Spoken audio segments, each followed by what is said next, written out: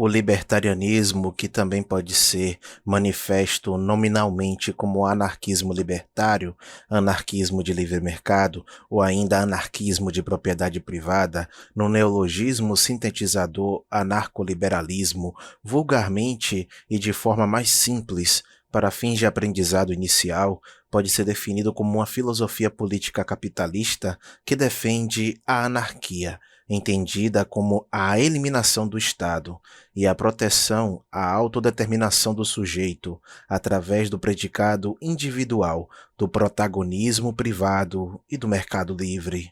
Então, para nivelamento de conceito, este texto inicia-se com uma breve reflexão sobre o post For a New Libertarian, publicado no Mises Institute e escrito pelo presidente do Instituto, o Sr. Jeff Deist, que fez uma importante análise quanto à falta de relevância do discurso pró-liberdade no cenário político.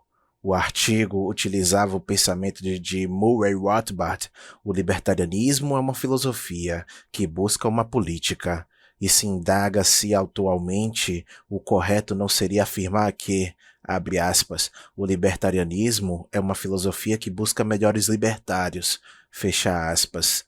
Esta crítica é em decorrência da supervalorização da força advinda da revolução digital, entre aspas, e da globalização, mas se esquecem do fato que estas mesmas forças também são apropriadas e bem utilizadas pelo Estado. Enquanto a humanidade continua a existir, sua teimosia de centralizar as decisões através de uma estrutura de governo continuará sendo um problema.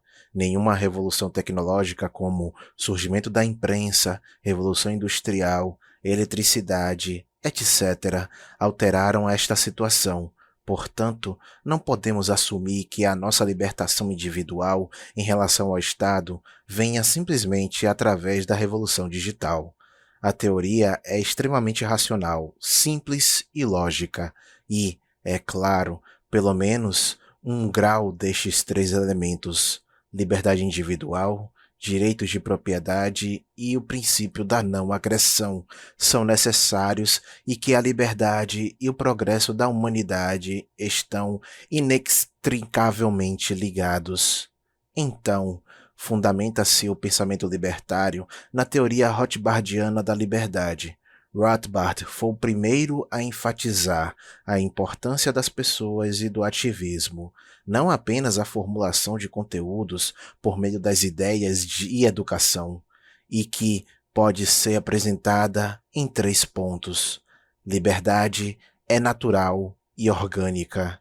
Se houver um ponto primordial, devemos nos lembrar que a liberdade é natural e orgânica e é inerente à ação humana. Portanto, não exige a transformação em um homem novo, entre aspas.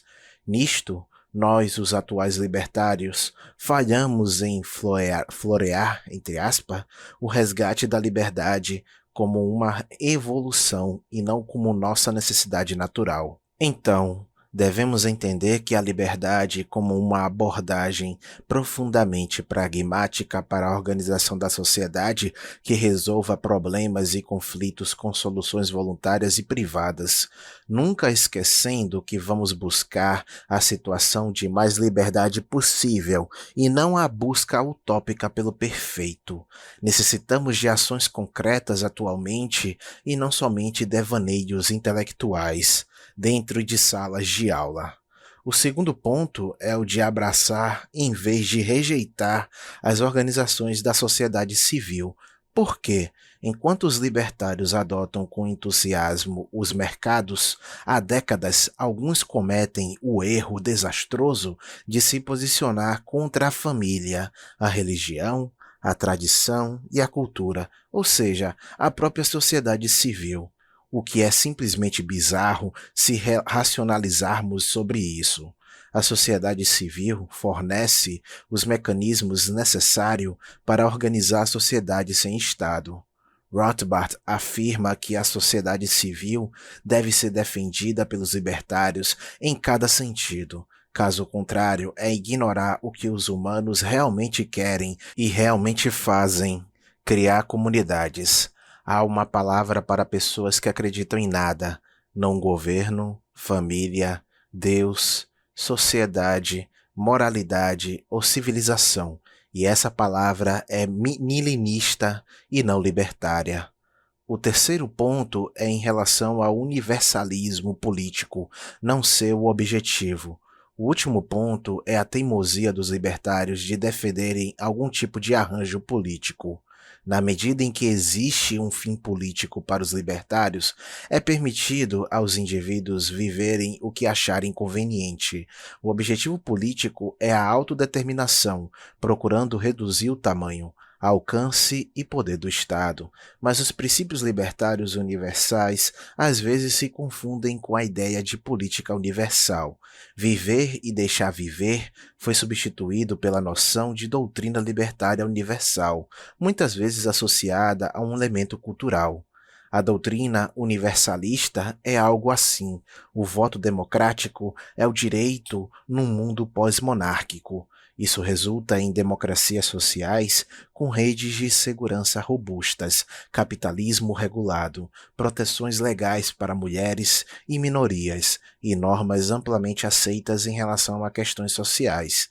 As concepções ocidentais de direitos civis agora se aplicam em todos os lugares e com a tecnologia podemos unir as antigas fronteiras dos Estados-nação. Esta falácia faz com que os pseudos libertários utilizem os fundamentos filosóficos para a busca do globalismo como oposição ao governo estatal, mas na verdade o globalismo não é liberdade, e sim um controle centralizado em nível global. E o universalismo não é lei natural.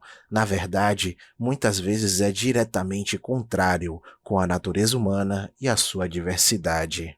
Vale ressaltar que Mises rejeitou o universalismo e viu a autodeterminação como o maior fim político. Já Rothbard fez questão de que as nações orgânicas se separem das nações políticas em uma das últimas coisas que ele escreveu.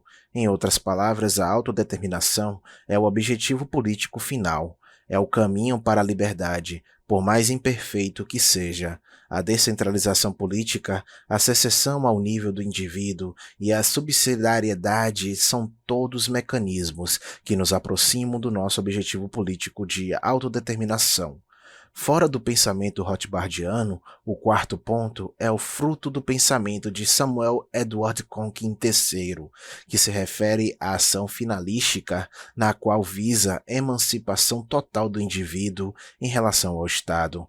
Neste sentido, destaca-se a divisão do trabalho e o respeito próprio de cada trabalhador, capitalista, empreendedor, que irá eliminar a tradicional ação estatal de proteção, entre aspas, dos direitos trabalhistas. Neste cenário, as empresas serão associadas ou associações de contratantes independentes, consultores e outros. Assim, uma associação de empreendedores libertários com o propósito de se especializarem, coordenarem e fornecerem atividades que promovam a abolição em relação ao Estado. Assim, a organização básica dos novos libertários é a Aliança dos Novos Libertários, ANL. Neste cenário proposto por Conkin, a organização da ANL é simples e, em vez de tecnocratas, precisa-se de táticos, coordenadores locais com competência de planejamento tático, e estrategistas, coordenadores regionais com competência de pensamento estratégico. Uma ANL não segue um tático ou estrategista, mas compra, entre aspas, seus argumentos e suas experiências. Qualquer um oferecendo um plano melhor pode substituir o planejador anterior. Tática e estratégia devem ser compradas e vendidas, entre aspas, pelos aliados como qualquer outra mercadoria. Para entender completamente o agorismo e o comparar com as demais formas de implementar as ideias da liberdade, é preciso saber duas coisas sobre ele: seu objetivo e o caminho para este objetivo. Esse conhecimento é crítico para avaliar todas as ideologias. O objetivo é viver na ágora e o caminho é expandido à contra-economia. Uma sociedade livre é o objetivo de muitas pessoas, nem todas agoristas, nem mesmo libertárias. Agoristas não podem ver nada além de um livre mercado em uma sociedade livre. Assim, o axioma número 0, entre aspas, do agorismo pode ser, abre aspas, não existem contradições na realidade e a teoria deve ser consistente com a realidade, fecha aspas. Já o primeiro axioma do agorismo, o mais próximo de uma sociedade livre, é uma ágora incorrupta, que é o mercado aberto. O segundo axioma do agorismo, abre aspas, a ágora se autocorrige quando houver pequenas perturbações de corrupção, fecha aspas. Esse axioma, segundo Conkin, nos leva a uma imagem bem mais detalhada de como a nossa sociedade quase livre se parecerá. Ele significa apenas que entidades do mercado livre ou do livre mercado protegerão o livre mercado. O terceiro axioma do agorismo, abre aspas, o sistema moral de qualquer ágora é compatível com o libertarianismo puro, fecha aspas. Esse axioma significa que vida e propriedade estão protegidas de todos aqueles que agem moralmente nessa sociedade. Já o quarto axioma do agorismo, abre aspas, a ágora em parte é a ágora incompleto. Numa aproximação que funciona, a corrupção da ágora aumenta os custos de proteção e riscos. Fecha aspas. O agorismo tem inúmeras teorias, porém, elas são derivadas desses axiomas. Para os novos intelectuais, é preciso adicionar mais um axioma.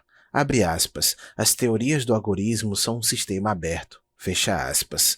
Isso simplesmente significa que é possível descobrir e adicionar outros axiomas e então checar o quão consistente eles são com o que já temos. Lembre-se, um agorista é necessariamente aquele que vive na contra economicamente, sem culpa por suas ações diárias, com a moral libertária de nunca violar a vida ou propriedade de outrem.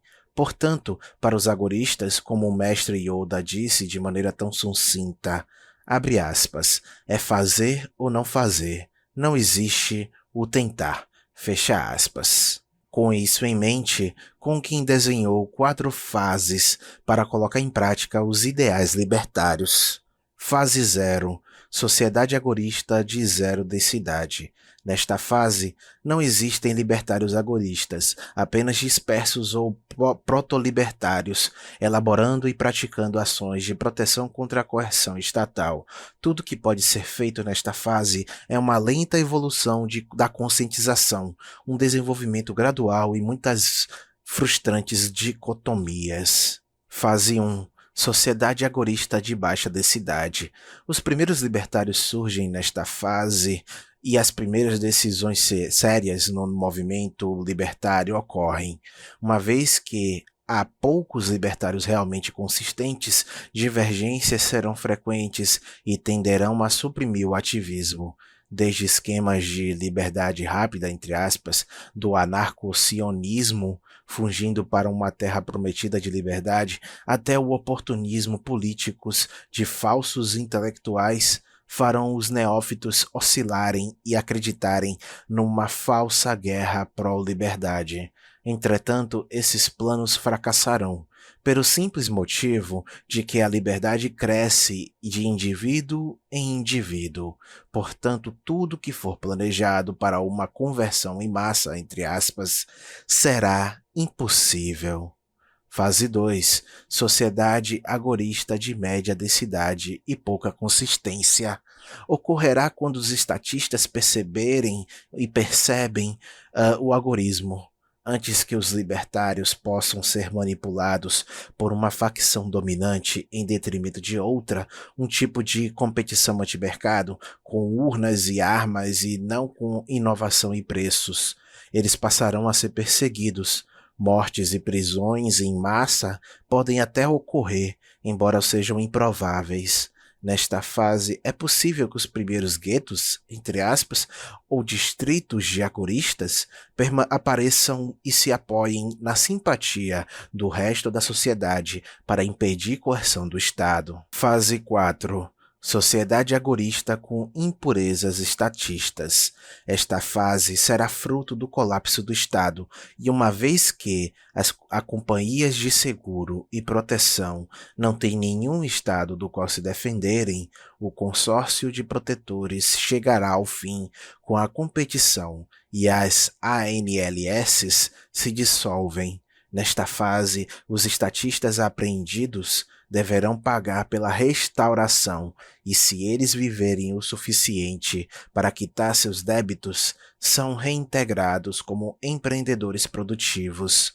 Esta transformação só irá ocorrer quando os verdadeiros libertários entenderem que a ação libertária é tão somente a tentativa de tomar suas próprias decisões individualmente, à luz da sua própria emancipação e não coletivamente, como um rebanho, à luz de um abstrato qualquer, ressaltando que o Estado, em seu modus operandi, tem a sua tomada de decisões orientada ao todo, ou seja, ao rebanho.